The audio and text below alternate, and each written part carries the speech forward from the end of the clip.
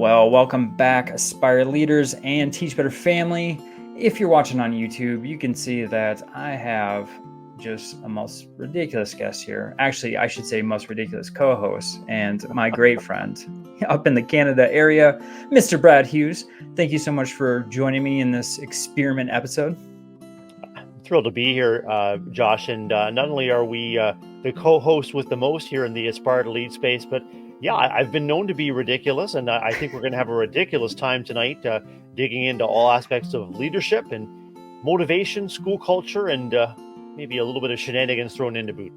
100%. And this is where the audience can come in. For those who are listening, we are definitely seeking out your feedback in the direction of this episode. Obviously, I am going to try to put out more content in 2024, and that has been a charge and a goal of mine. And thankfully, Brad Hughes has said that he's going to be joining me once a month. And so we want to know from you, what kind of format do you want from us? What topics would you like to hear from us going back and forth and bantering? And I will say that Brad Hughes is someone that I absolutely love to hang out with. And this is really just a ploy to spend more time with him each month, but also to get his feedback from just the many years of experience in leadership. And Brad, I know you've been on the podcast before, but for maybe someone that's just joining us for the first time, I just want to know a little bit about your background. Thanks. It's great to reconnect in this space, and it's great to connect with the familiar listeners as well as new listeners to your podcast. My name is Brad Hughes. I'm in Ontario, Canada. I'm a school leader. I'm a school principal at an elementary school, rural elementary school, serving about 230 students. And this is my 30th year, Joshua, as an educator serving children and youth. So I've played a number of roles, a 16-year classroom educator, primarily in visual arts, but also in French language, special education, vocal music, just a little bit of everything in my classroom career. And then since then, I've been both a vice principal, an AP, and a school principal. And serving kids and communities is what I'm all about, aspiring to create and engender wonderful relationships, great communication, and trying to create spaces where people look forward to coming every day and leave feeling glad they came, even for a small way. So it's wonderful to be with you. And like you, I'm a training and development specialist here with Teach Better Team. And so that's where we got our start. And that relationship keeps us going and keeps us inspired and keeps us striving to just be a little bit better each day. 100%. It is a true honor to work with you with the Teach Better team, and super excited about what we're going to develop over this year. And like I said, for those who are listening, make sure that you're reaching out and letting us know the format and some of the topics that you would love to hear and have us discuss. And we're going to be kind of leaning on our admin mastermind. So if you're not part of that group with Teach Better, we meet every Tuesday morning. It's a fantastic group, and it's every Tuesday morning, like I said, 9 a.m. Eastern time. And you can always sign up at teachbetter.com/mastermind. And we have that Facebook group also of just a growing community. And I love that group so much. So we're going to reach out to them too. And so if you want to, provide your feedback in that Facebook group, make sure that you do that. But Brad, before we begin in our shenanigans today, I do want to ask you a question about just health and energy. Is this something that you are lacking sometimes?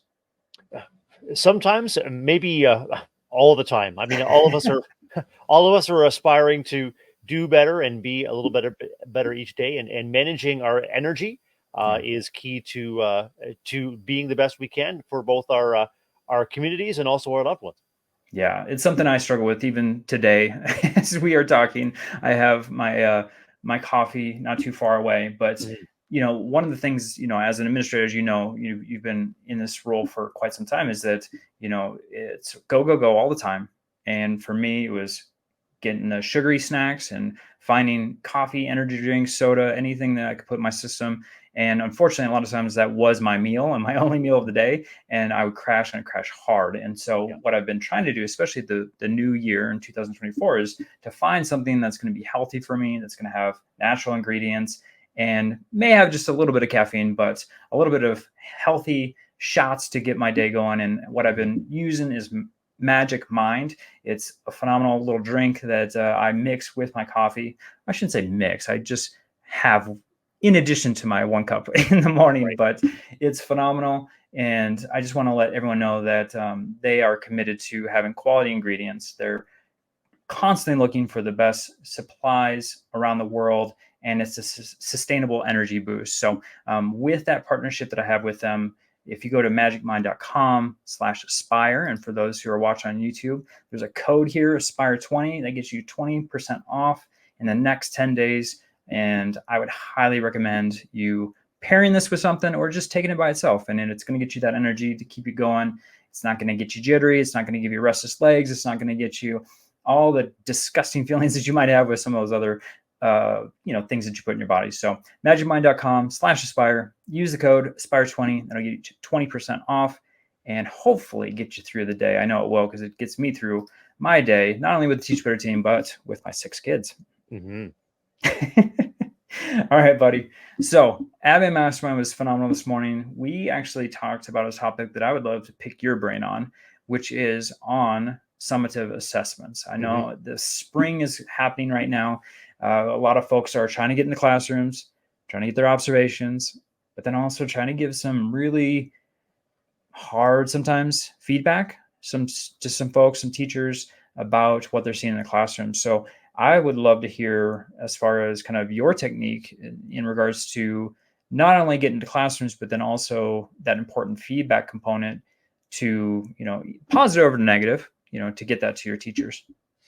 I'm really blessed in my current school community. Because of our size, I'm able to visit classrooms multiple times a day, and try to be present and visible for all school transitions in and out, between periods, at recess breaks and lunch breaks as well, and just constantly trying to not only and be a difference maker, but just making sure that the difference makers within our school building know that they have my support and my interest. And that's everybody from our custodial staff, our volunteers, our library techs, as well as our educators, everybody on staff. I want to make sure that they know that I'm present, available, and really interested in their success, because that's what we're all about, is coming together to improve kids' lives. And that is really I think the key aspect of leadership is where a school leader identifies a gap between anticipated or expected practice, and what is actually appears to be happening. It's time to get curious, and that one of the most courageous things that we can do is let folks know that we may be noticing that gap, and just get curious about what we're noticing, and are we seeing and experiencing really what is happening, and how can we address that gap. And I wonder if addressing those gaps, did that come up in discussion with the mastermind crew today? Yeah, I thought it was a really strong conversation about not only finding time and making it a priority to get in classrooms, but just the different ways to provide feedback, because that is a difficult space to be in, especially as an administrator. If you find something that maybe you would do differently or you find to be ineffective, to give that critical feedback in a way that's not going to feel judgmental or that you're trying to get rid of them. A lot of times around this time of year too, and this came up to, just in regards to districts, that contract renewals are coming up in regards to like, is that teacher going to be renewed for the following year? And so with that feedback, maybe in February, March, April, there might be this undertone of, is this principal or administrator trying to get rid of me? When really it's just like, hey, I'm just trying to make you better in your role, in your profession, and trying to look at this as a growth opportunity versus I'm just trying to kick you out the door. I think matching the expected feedback with the feedback that is going to engender growth is key.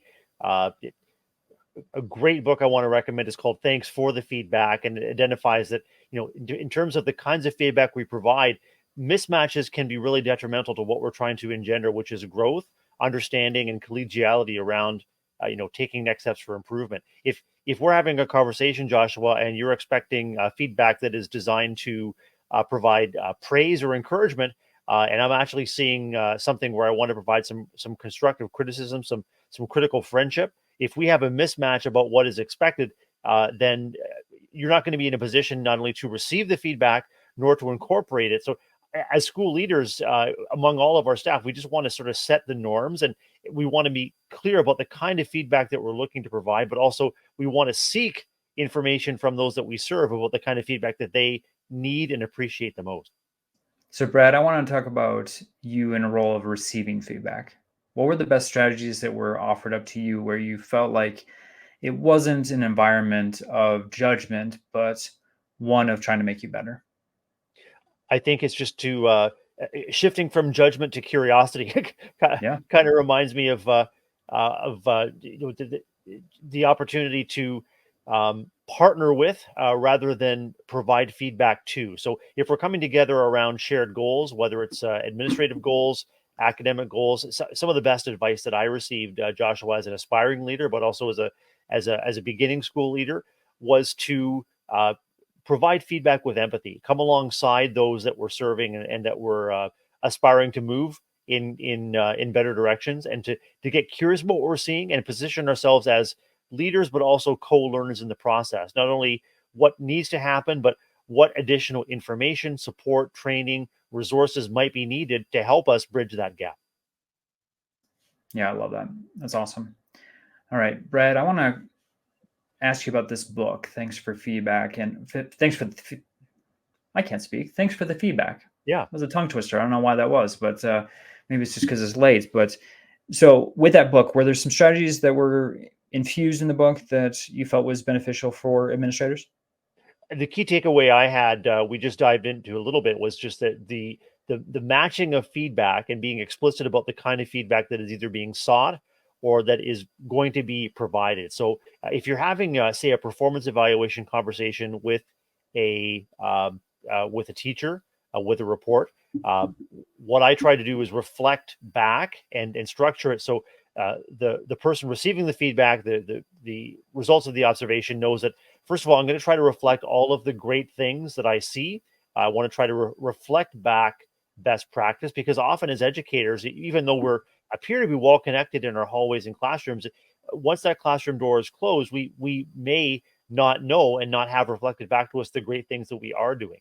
So that's one thing that I want, but I'm explicit about the fact that now, first, I'm going to take an opportunity to let you know, just list the incredible things that I saw, the wonderful interactions, the student learning, student responses. And then the second part of my evaluation conversation, I get curious about some things that I'm wondering about, not necessarily work that is not at standard or not necessarily representing a gap, but it's an opportunity for me and an educator to have a conversation about why the educator chose to do what they did in the lesson I was observing, or in whatever aspect of practice. So getting curious, here's what I saw, I'm wondering, here's what I noticed, can you tell me more about? And then through that conversation, if we need to shift the conversation to an improvement in practice, then I get curious and I start to wonder, I wonder if you're aware of this resource, or I wonder how you are managing with this shift in literacy instruction, for example. So Mm-hmm. just being clear about the kind of feedback that we want to provide provides the listener and that person receiving the feedback, both the scaffolding, the support, and also the permission to be vulnerable at times when it's gonna take that next step. The school leader coming alongside someone to improve practice for the benefit of kids. All right, Brad. Since this is a bonus episode, I don't want it to go too long, but I do want to have a bit today. So let's do a little creativity. So, for the listeners, just for today, maybe we'll call it Creative Corner. Yeah. And I want to talk about the creative ways to provide feedback. So if there's something that you've witnessed, maybe it's something that you've done, I would love to hear, a strategy of ways to provide maybe timely, maybe effective communication in regards to what was witnessed or seen or needs to improve. Something that I love to do is to try to provide regular and maybe even like surprise feedback about the great things that I see in the school building each day. I think it's empowering, but I think it's also reassuring to know that our colleagues and reports know that there's a caring leader who wants the very best for each and every individual, whether it's an adult or a kid that comes in. So I try not only to observe and report on the great things that I'm seeing, but I also try to get specific on the impact that I think it's making, or that I believe it is making for a child. So just for example, that moment of interaction where an educator is assisting or comforting a child in distress. It Hmm. may be sort of a regular part of our approach, just a regular part of our day. Just any given minute of the day, we could be in that position where we're comforting a child in distress. But when I see that, I want to make sure that I provide feedback about not only what I noticed, but also the physical, the emotional, the social, and the cultural difference that interaction makes to the child. If we always bring our feedback back, if we always Yeah. bring our feedback back to how it's benefiting kids, then that's one way to not only to stay creative but also to stay motivated. And that I hope is a common language among all educators, no matter what important role you play, is that we are seeking to be better and to do better for and with the kids that we serve. Yeah. I love it.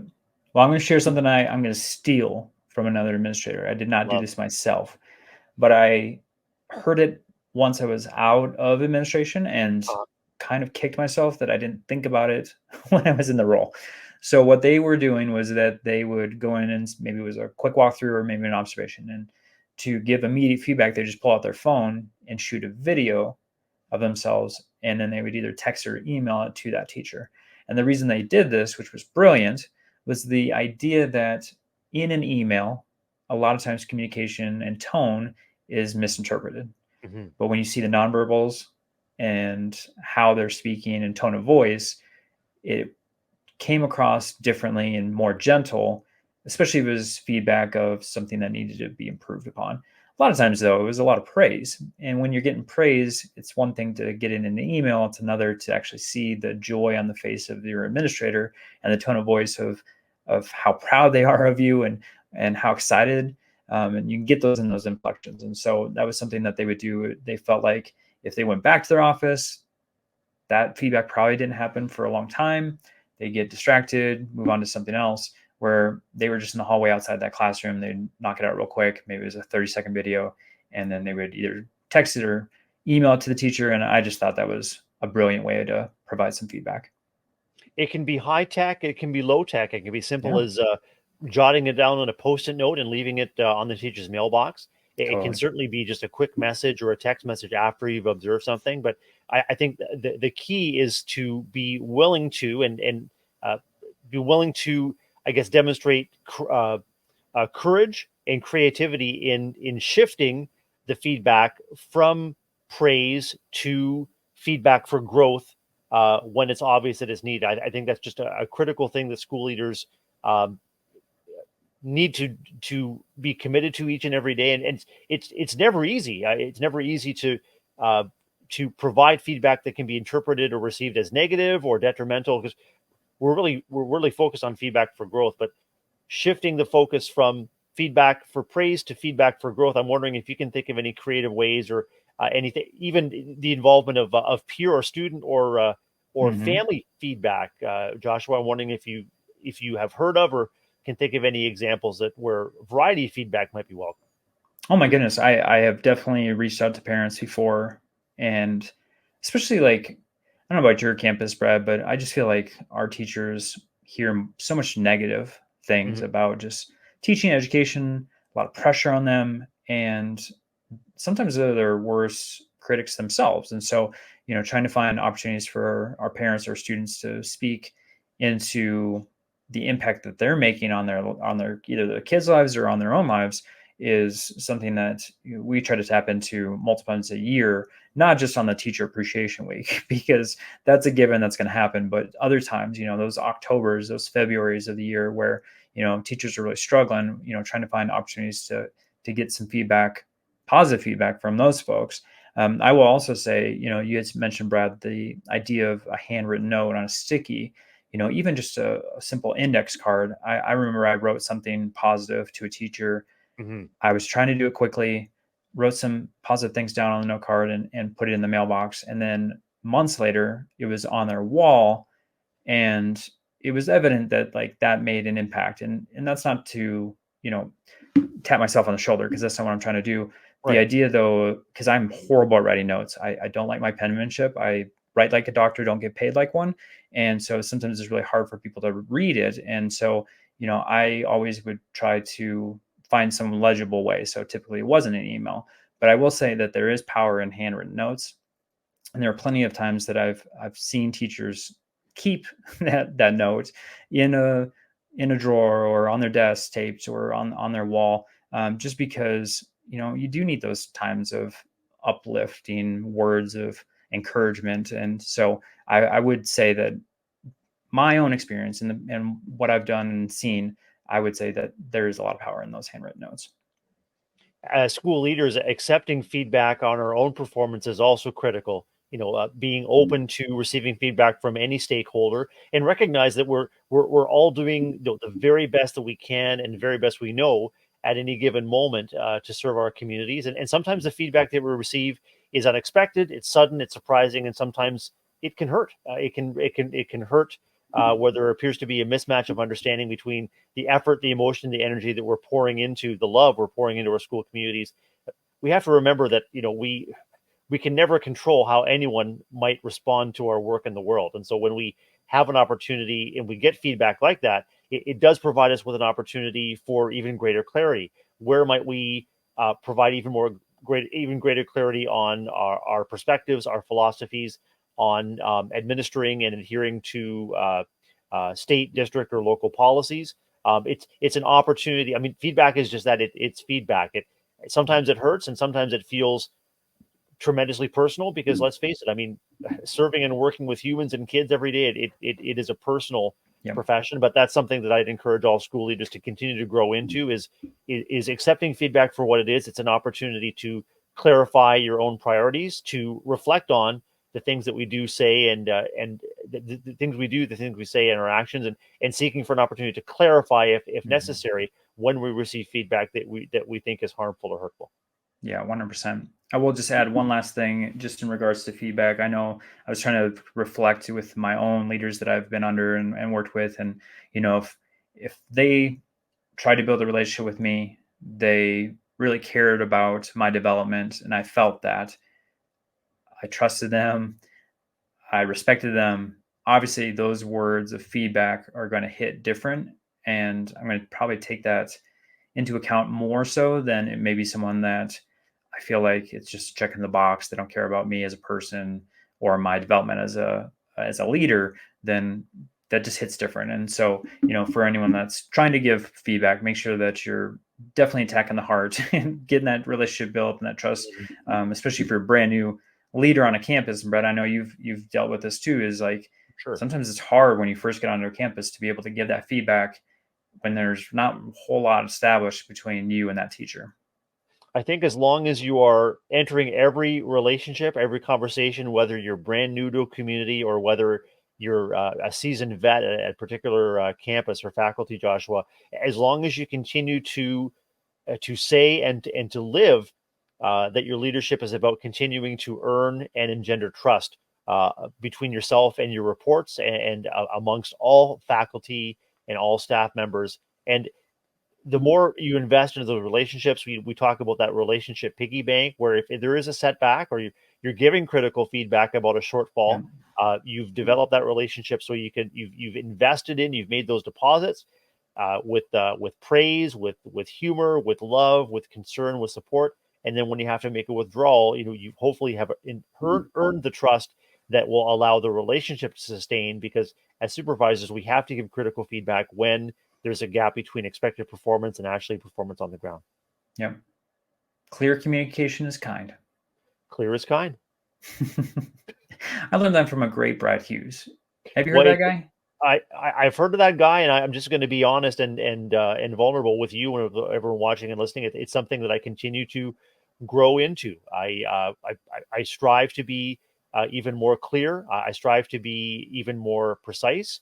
But also having hard conversations, critical conversations, is among the most delicate, and I think among the most energy intensive things that we as school leaders are tasked with. Whether it's a critical conversation with a student, a parent, caregiver, or a colleague.